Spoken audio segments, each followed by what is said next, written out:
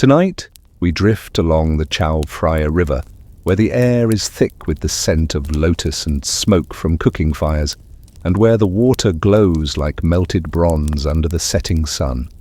You stand barefoot on the wooden planks of a riverside pier, the boards creaking gently beneath you, watching fishing boats sway as if they too are holding their breath.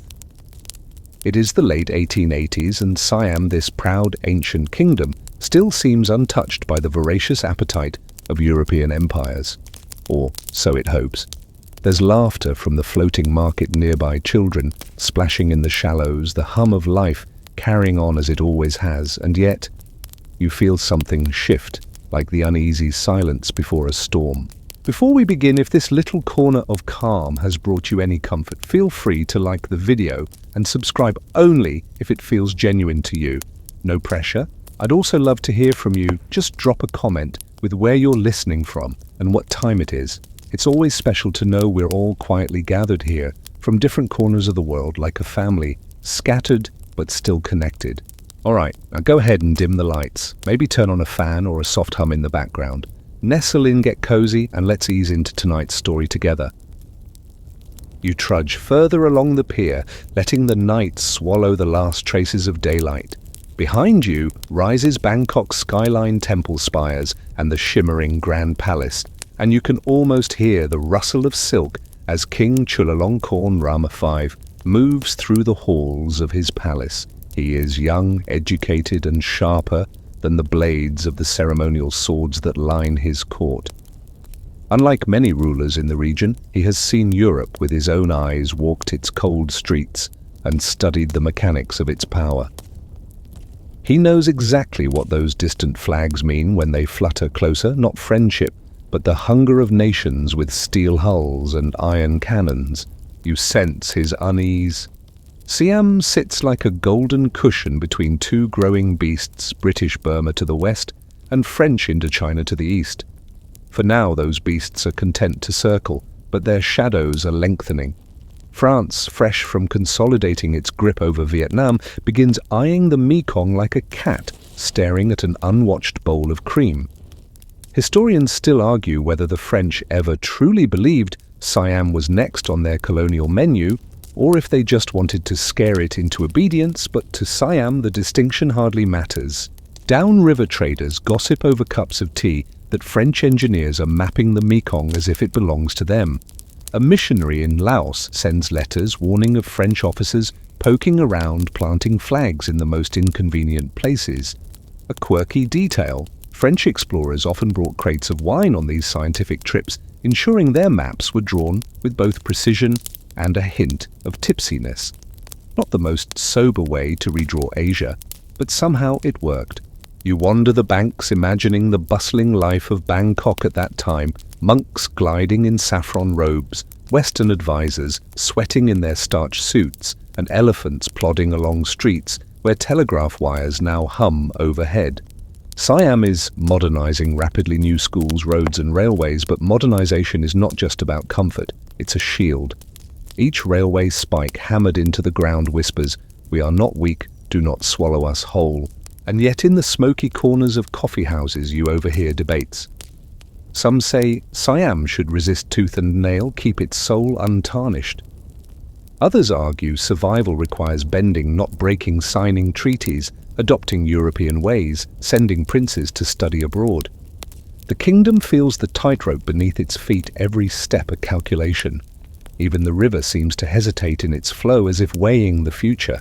As you walk, a breeze stirs, carrying with it the faint sound of a French accordion, perhaps from a ship anchored far downstream, its crew toasting to adventures in a land not theirs.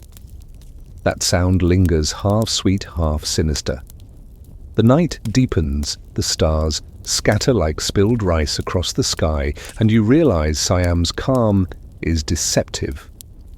The river knows, the palace knows, and somewhere out there in the glow of Parisian salons, plans are being drawn that will ripple all the way here. You take one last look at the city lights flickering against the water and whisper to yourself that this peace, lovely as it is, cannot last forever. The storm is not yet here, but you can already smell the rain. You wake to the gentle rocking of a small wooden boat drifting near the Mekong, its wide surface glimmering in the morning light like an endless sheet of silk. The air smells of wet earth and distant campfires, and the jungle hums with life. Somewhere far upriver, a heron lifts off its wings, slicing the mist that still clings to the trees. You trail your fingers along the water and sense the pulse of something vast. This river is no ordinary river. It is the lifeline of a region and the pathway of ambition. In the late 19th century, the Mekong is both a shield and a temptation marking Siam's eastern frontier, while whispering possibilities to the French just beyond it.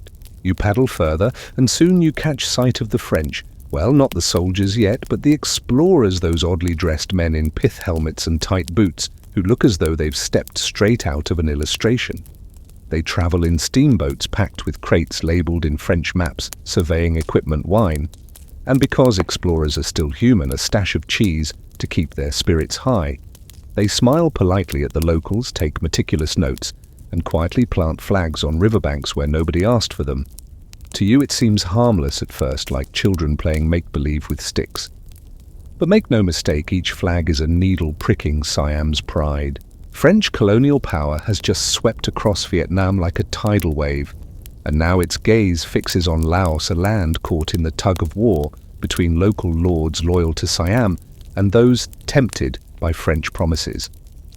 The Mekong in French eyes is not a border, but a highway leading straight into what they call their sphere of influence. Historians still argue whether these early expeditions were purely scientific or thinly veiled scouts for conquest, but on the ground the effect is the same. Tension thickens like the river's silt. You reach a trading post along the river, a modest cluster of bamboo huts and one sturdy wooden house where a Siamese official sits, writing reports with ink-stained fingers.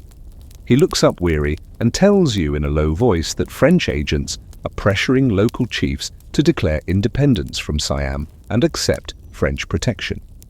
The word drips with irony. Protection usually comes with shackles. He folds his letter, seals it, and sighs as if he knows Bangkok may not act quickly enough. You wander to the edge of the jungle where an elderly fisherman mends his nets.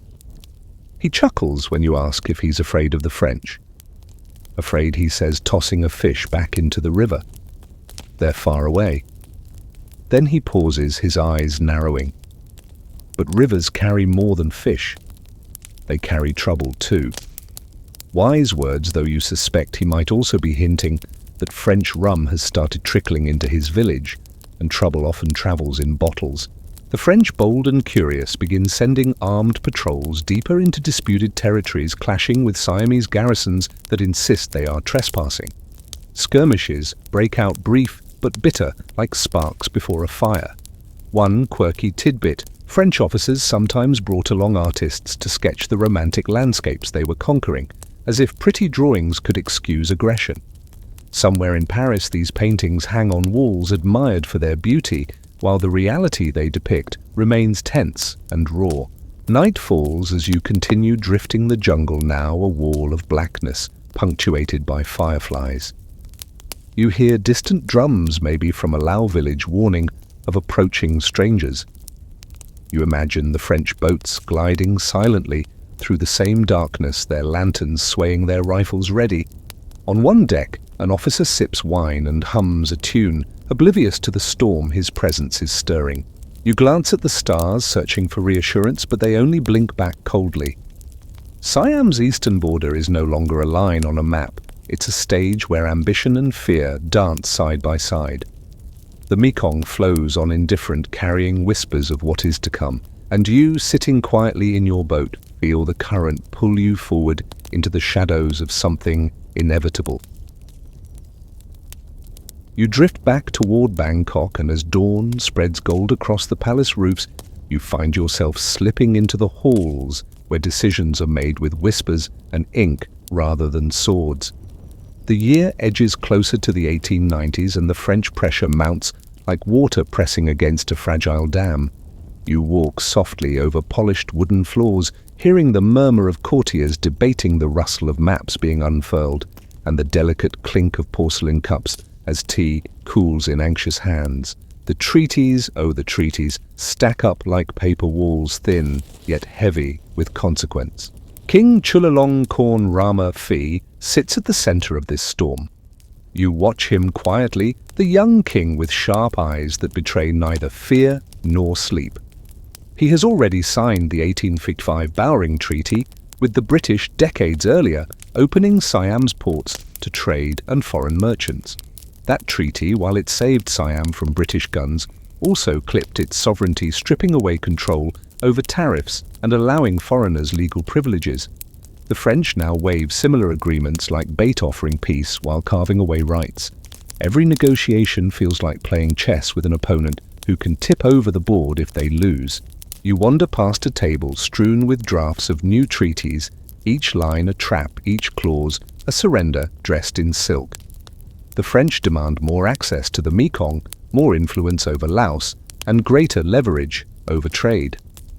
Siamese diplomats educated in Europe and fluent in French counter, with careful arguments citing international law, historical claims and occasionally pure flattery to soothe French pride.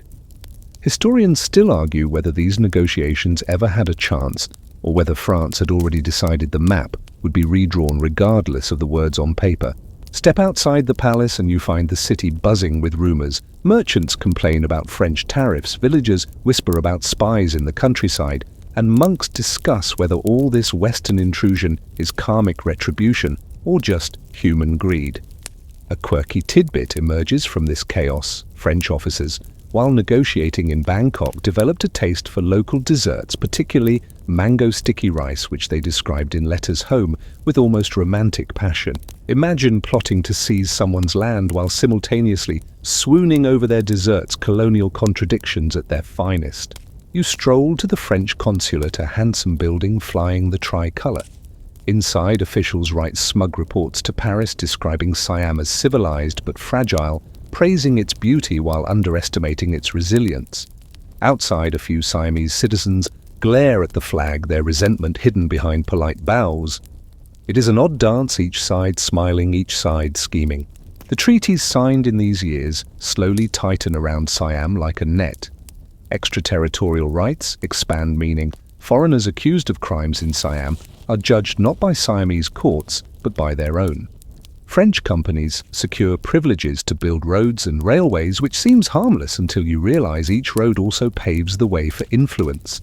Siamese officials try to push back, revising clauses, stalling signatures, and sending envoys to London and Berlin to balance France's power. You can almost hear the sighs of those envoys as they sip bitter European coffee, knowing they must charm foreign ministers who care more about their own rivalries than Siam's survival. Even so, there is a certain brilliance in how Siam walks this tightrope. The kingdom modernizes faster, reforms its administration, and builds an army trained in Western techniques, not to provoke France, but to remind it that Siam is not an easy meal. You wander through a new school where children practice reading French and English, preparing to become the next generation of diplomats. The air smells of chalk dust and ambition. Survival, it seems, is being taught right alongside the alphabet. As night falls, you step onto the palace balcony. The city below glows with lanterns, the river shimmers, and somewhere in the distance a French gunboat sits at anchor, its flag fluttering lazily in the humid breeze. The treaties may be signed, the clauses agreed upon, but you sense this is not the end of the story. It is only the calm before the storm. The paper shields will soon be tested by steel. You close your eyes, hearing the quiet scratching of a pen inside the palace. One more treaty, one more compromise, one more attempt to hold back the tide. But you know tides do not wait forever. You open your eyes to the sound of waves lapping against iron hulls and the low thrum of engines that do not belong to local boats. The year is 1893 and you are standing on the deck of a Siamese patrol vessel near the mouth of the Chao Phraya River at Paknam, the salty breeze clinging to your skin. Ahead, like dark silhouettes against the glimmering water, loom French gunboats. They glide forward with the arrogance of predators who already smell blood. The Paknam incident, one of those small sparks that ignite great fires, unfolds before you, and you cannot look away. The French claim they are merely passing through to deliver a message to Bangkok, but everyone knows this is a show of force, a deliberate violation of Siamese sovereignty. You grip the railing as your captain shouts orders, the crew scrambling to load cannons with hands that tremble not from fear, but from the weight of what's at stake. The French ships advance, flags snapping in the wind, their guns gleaming in the sun. Historians still argue whether the French expected resistance, or simply hoped Siam would stand aside in awe, but here you see the tension rising like heat from the deck. The first shots crack through the humid air, and your ears ring. The Siamese batteries along the shore open fire, their cannons belching smoke, but their shots splash harmlessly into the water. The French respond with precision shells whistling overhead, splintering wooden defenses and forcing the Siamese gunners to scatter. You duck instinctively, feeling the rush of heat as an explosion rocks the fort behind you. The battle lasts minutes, but it feels like hours, each heartbeat pounding louder than the cannons. When the smoke clears, the French ships sail onward unscathed, leaving wreckage and humiliation in their wake. You stagger ashore and find soldiers staring blankly at the river, their pride wounded more than their bodies. A curious detail sticks in your mind. During the chaos, a stray cannonball reportedly lodged itself into a banyan tree instead of exploding. Locals later treated that tree with reverence, believing it had absorbed the anger of the battle. Even in war myths, bloom like flowers in cracks of stone. As the French flotilla approaches Bangkok, panic ripples through the city. Merchants pull shutters closed, monks chant prayers in temples, and ordinary citizens whisper about whether the kingdom will be burned to ash, like so many others, under colonial boots. Inside the palace, King Chulalongkorn gathers his advisors. You slip into the chamber and hear voices rising, some urging resistance to the bitter end, others pleading for negotiation to spare the capital. The king, calm amid the storm, chooses survival. Pride is precious, but lives are more so. The French demand an apology, reparations, and most crushingly territorial concessions. They blockade Bangkok, cutting off supplies, their ships parked menacingly in the river like watchful crocodiles. You wander along the riverbank at night and see their lanterns glowing on the water, reflections of a power that feels both foreign and unavoidable. The Siamese navy, outgunned and outmaneuvered, can only watch. Whispers spread that French officers dine on the decks of their ships, sipping wine as they wait for Siam to submit. It is a strange image, elegant meals consumed under the shadow of looming cannons. You almost laugh at the absurdity, though it is a bitter laugh. Meanwhile, a small rumor circulates that a Siamese fisherman rowed close to a French ship and shouted insults before vanishing into the darkness. Perhaps it is just a tale, but in that story, you hear the quiet defiance that refuses to die. The morning after the blockade begins, you walk through Bangkok streets where life goes on, but with an eerie stillness. Even the pigeons seem hesitant to fly. You see children peeking from doorways, watching foreign sailors stroll through markets with curious stares. Some vendors still sell their goods because what else can they do? Survival is not just about kings and treaties, it's in every bowl of rice served under duress. As the days drag on, the pressure tightens. The blockade is more than a military move. It is psychological warfare, grinding down the will to resist. You feel it in your bones, the way the air seems thicker, heavier, as if the city itself is holding its breath. And then comes the ultimatum: concede or face devastation. You return to the river at dusk, watching the French ships sway gently, as if mocking the tension on shore. The sky bleeds into a deep crimson, and for a moment it looks as if the heavens themselves are mourning. You know the decision is close. The guns have spoken, and now the pen must do the rest. You wake to a Bangkok weighed down not only by its tropical heat, but also by the oppressive presence of foreign warships anchored like iron vultures along the river. The tricolour flag of France snaps loudly against the humid sky, a constant reminder that your city is no longer the beating heart of a proud kingdom, but a stage for a colonial power's demands. You step out onto the streets where once vibrant markets now pulse with an uneasy energy, merchants and citizens alike treading softly beneath the gaze of foreign guns. The French blockade isn't just a military maneuver, it's a daily siege on the spirit of a city that's never known to bow easily. Inside the Grand Palace, the mood is a careful blend of dignity and desperation. King Chulalongkorn, cloaked in traditional robes yet bearing the burden of a rapidly changing world, walks the palace corridors with the slow, measured steps of a man carrying both the hopes of his people and the weight of imminent loss. Advisors cluster around ornate tables, debating fiercely whether to negotiate, resist, or seek help from other powers like Britain or Russia. You overhear snippets of conversation. "We must not lose more land," says one voice, urgent and trembling. Another counters, "Modernization and diplomacy must guide us forward." Historians still argue whether these debates could have altered the course of events, or if Siam's fate was sealed the moment gunboats appeared in the river. Meanwhile, outside the palace walls, the city's residents grapple with the blockade's practical impact. Rice imports dwindle, prices climb, and families stretch their meals thinner. You wander through narrow alleys where women barter goods. In hushed tones, children chase each other around temple grounds, trying to ignore the palpable tension.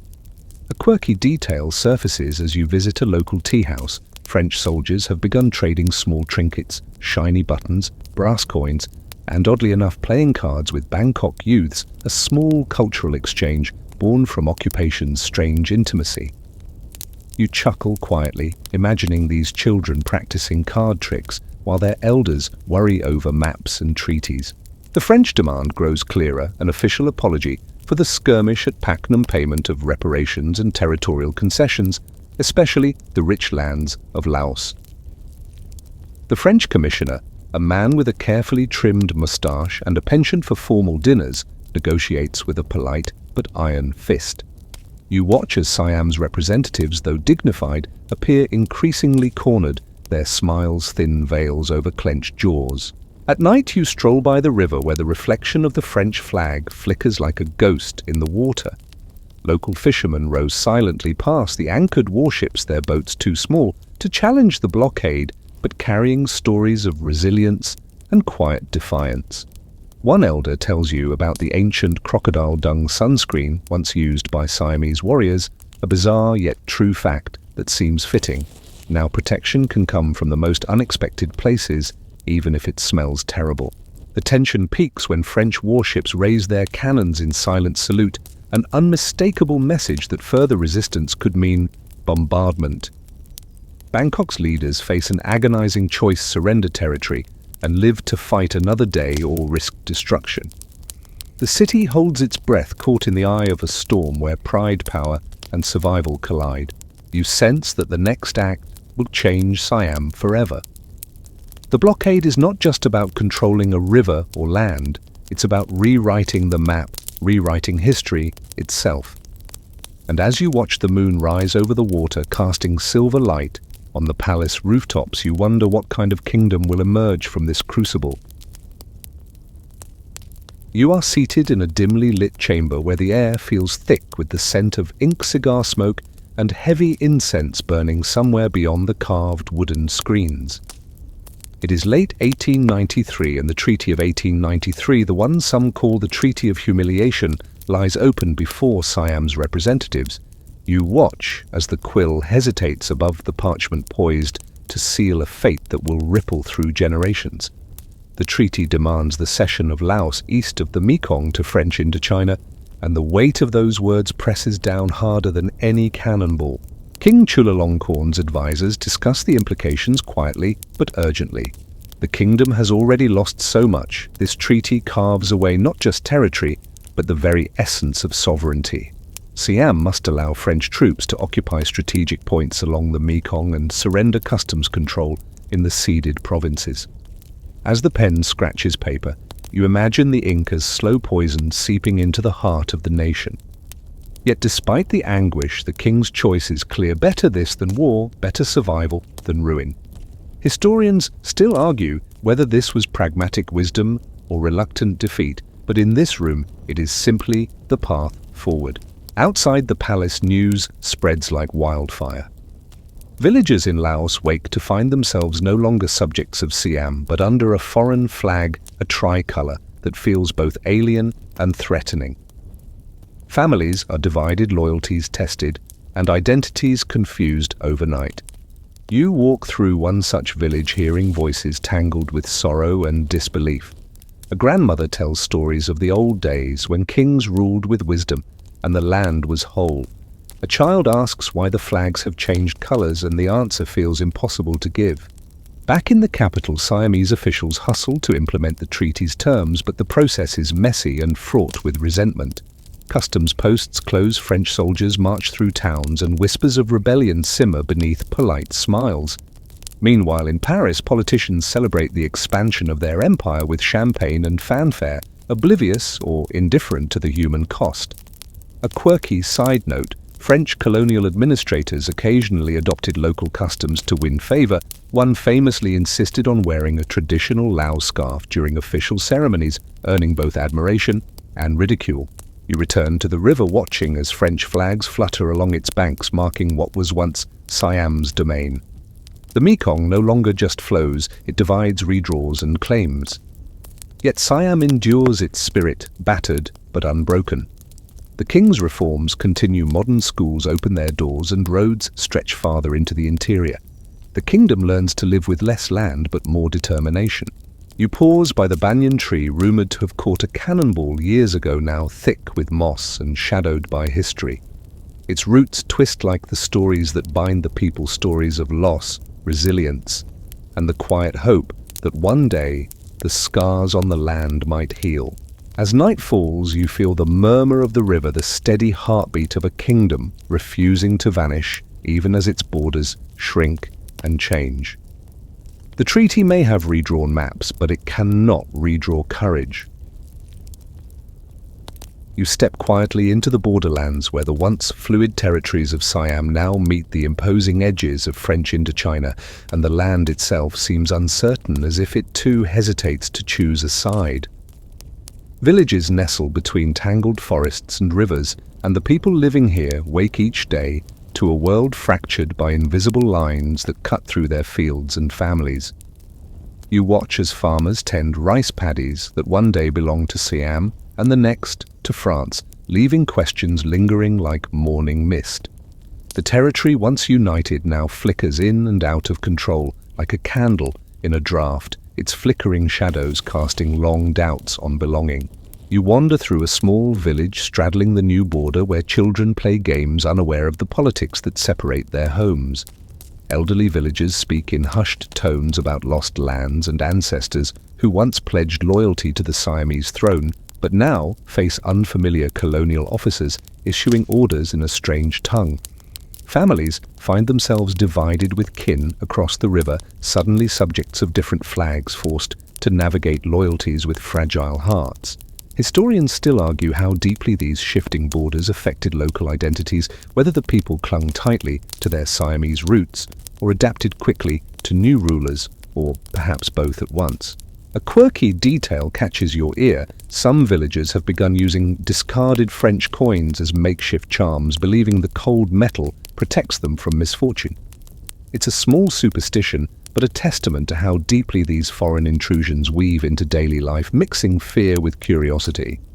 Meanwhile, local monks try to mediate tensions, preaching peace while secretly harboring their own worries about cultural erosion. You trace the winding rivers and roads, now patrol routes for French troops, feeling the chill of foreign authority.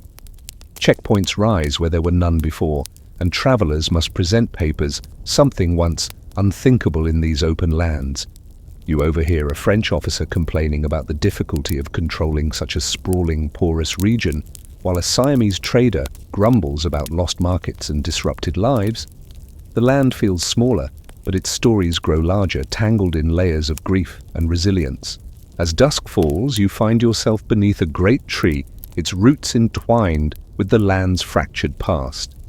The quiet hum of cicadas fills the air, and you realize that borders may divide lands, but they cannot easily sever the bonds of people who have lived and loved here for generations. The Mekong flows onward, indifferent and eternal, a silent witness to the tides of history and the enduring spirit of a place caught between worlds. You find yourself walking through the gilded halls of the Grand Palace where portraits of past kings hang like silent sentinels watching the unfolding drama. King Chulalongkorn's gaze meets yours from an oil painting, stern but thoughtful, a man wrestling with the impossible, how to preserve his kingdom's soul while embracing the tide of Western modernization crashing at his gates. Around you, courtiers debate fiercely whether adopting European institutions and technology is a clever shield or a slippery slope toward submission. The palace, once a sanctuary of tradition, now feels like a crucible of change caught between the past and an uncertain future. You hear the faint clatter of typewriters as new ministries spring up, bureaucracies modeled after Western governments to streamline administration and project strength. Schools teach French, English, and modern sciences alongside classical Thai literature. Railways snake across the country, telegraph wires buzz, and new uniforms replace ancient robes in the military ranks. The kingdom is reinventing itself, but at what cost? Some nobles lament the loss of centuries-old customs, while reformists argue that survival demands sacrifice.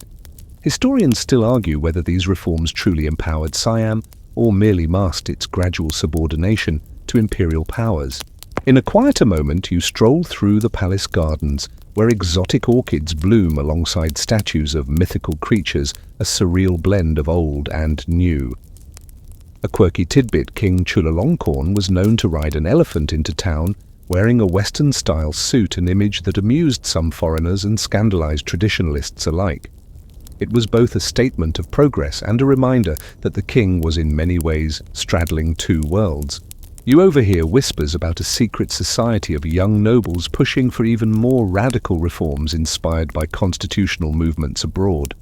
Some dream of a Siam that is both modern and independent, while others fear their ambitions might provoke further foreign intervention. Outside the palace gates, common folk grapple with the rapid pace of change, their markets, temples, and daily rhythms slowly reshaped by distant forces. As dusk settles, you gaze toward the horizon where new railway lines gleam faintly in the fading light. Siam's journey is a delicate dance, balancing pride with pragmatism, tradition with transformation. The kingdom's identity is being rewritten not with the ink of treaties alone, but with the sweat and hope of its people. And though the path is uncertain, there is a quiet determination in the air, a whispered promise that Siam will endure, come what may. You find yourself tracing the map once more, fingers gliding over lands now fading from Siam's grasp like shadows at twilight. Between 1904 and 1907, more pieces of the kingdom slip away. Battambang, Siem Reap, Champasak, all handed over to French control after protracted negotiations and veiled threats. You imagine standing at the border as French flags are raised, fluttering arrogantly over temples and rice fields that had long been Siamese. The once vast kingdom feels smaller now, as if the edges are fraying like old silk. The land that held centuries of history is being carved up again, one reluctant slice at a time. You walk the dusty roads of these ceded provinces where locals still speak the Siamese language, but now answer to French officers in uniforms stiff and foreign. Families adjust to new laws and taxes, schools swap curricula, and markets start stocking goods with labels in French. A curious detail surfaces in your wanderings. French administrators attempted to introduce European-style gardening, planting lavender and roses in temple courtyards, somewhat at odds with the tropical heat and local tastes, but a symbol of cultural imposition nonetheless. Back in Bangkok, the loss weighs heavily on the king and his court. The politics behind these territorial concessions are complex, involving not only France, but also British interests, diplomatic chess games played on the grandest scale. Historians still debate whether Siam could have held on to these lands with a different approach, or if the tide of colonialism was simply unstoppable. What remains clear is the kingdom's growing resolve to protect what was left. You hear the steady rhythm of hammers on rails as the Siamese government accelerates its push for modernization, building road schools and telegraph lines to strengthen internal cohesion and present a united front. The king's advisors discuss forming alliances, reforming the army, and investing in education as shields against future encroachments. The mood is somber but resolute. Even as territories fall, the kingdom's spirit hardens like tempered steel. You picture King Chulalongkorn standing at his palace window, gazing westward toward the British-held territories and eastward to the French flags, knowing that to survive Siam must become more than a kingdom, it must become an idea of independence, sovereignty, and a nation reborn from the trials of loss. As the sun sets over the shrinking borders, you feel a strange mix of sadness and hope. The land may be smaller, but the heart of Siam beats fiercely still. You step back from the maps, the borders now a patchwork of fading lines and contested claims, and breathe deeply as the weight of the past century settles around you like a soft, worn shawl. Siam has been diminished, yes, its lands carved away by foreign hands and treaties inked under duress. Yet here in the heart of the kingdom, something more enduring takes shape, a kingdom not defined merely by the extent of its territory, but by the resilience of its people and their ability to adapt. You walk the streets of Bangkok, where new schools and factories hum with quiet promise, and where the rhythms of traditional life intertwine with the buzz of telegraph wires and railroads. King Chulalongkorn's reforms continue to ripple through society, transforming the administration, the military and education with a vision that blends ancient wisdom with modern necessity. You hear debates in salons and market squares about the cost of these changes, about identity and sovereignty, and about the future. Historians still argue how much these efforts preserved Siam's independence, or whether they merely postponed the inevitable. But in the everyday lives of ordinary people, the changes bring new opportunities and a cautious optimism. You pause beneath a towering banyan tree, its roots deep and sprawling like the kingdom itself, grounded in history, yet reaching toward the future. A quirky detail lingers in your mind amidst all this turmoil. King Chulalongkorn once commissioned a grand statue of himself riding a white elephant, symbolizing strength and wisdom, but some locals joked it looked more like he was on a stubborn, slow-moving mule. Humor, after all, is a refuge in uncertain times. As the 20th century dawns, Siam is smaller on the map but stronger in spirit. It begins to craft a new national identity, one that balances respect for tradition with the demands of a rapidly changing world. The kingdom's survival is a testament to the deftness of its leadership and the unyielding will of its people to steer their destiny amidst the storm of imperialism. You lean back and watch the sunset wash the city in soft amber light, feeling the gentle pulse of a kingdom that has been tested and found enduring. The past may be marked by loss and upheaval, but it is also filled with courage, adaptation, and quiet hope. As night falls, you let the sounds of the river and distant temple bells soothe you, a reminder that even when borders shift and empires rise and fall, life continues steady, persistent, and full of possibility. Tonight, as you close your eyes, imagine the soft glow of lanterns drifting over the Chao Phraya, their flickering light casting gentle shadows that dance like memories across the water's surface. The weight of history settles softly, not as a burden, but as a quiet melody, a lullaby sung by a kingdom that has weathered storms and learned to bend without breaking. The lands lost to foreign powers are like pages torn from a cherished book, yet the story continues, written by the hands of those who remain resilient and hopeful. Breathe in deeply, feeling the cool night air wrap around you like a protective shawl, carrying the whispers of monks chanting in distant temples and the murmur of the Mekong as it flows endlessly onward. Let the tensions, the struggles, and the shifting borders fade into the gentle hum of the world settling down for rest. There is peace in knowing that history is not just a series of conflicts and losses, but a tapestry woven with threads of courage, adaptation, and enduring spirit. Allow your mind to drift with the river's current, slow and steady as the kingdom reinvents itself, learning, growing, and holding tight to the essence of its identity amid change. Know that like the banyan tree with its sprawling roots, Siam's story is grounded, deeply able to weather the storms of time. Now with a soft sigh, let go of the day's worries. Feel your body sink into comfort, your thoughts quieting as you prepare to slip into sleep, wrapped in the calm assurance that no matter what borders may shift, the heart of a people beats strong and steady through the ages. Sleep well and sweet dreams.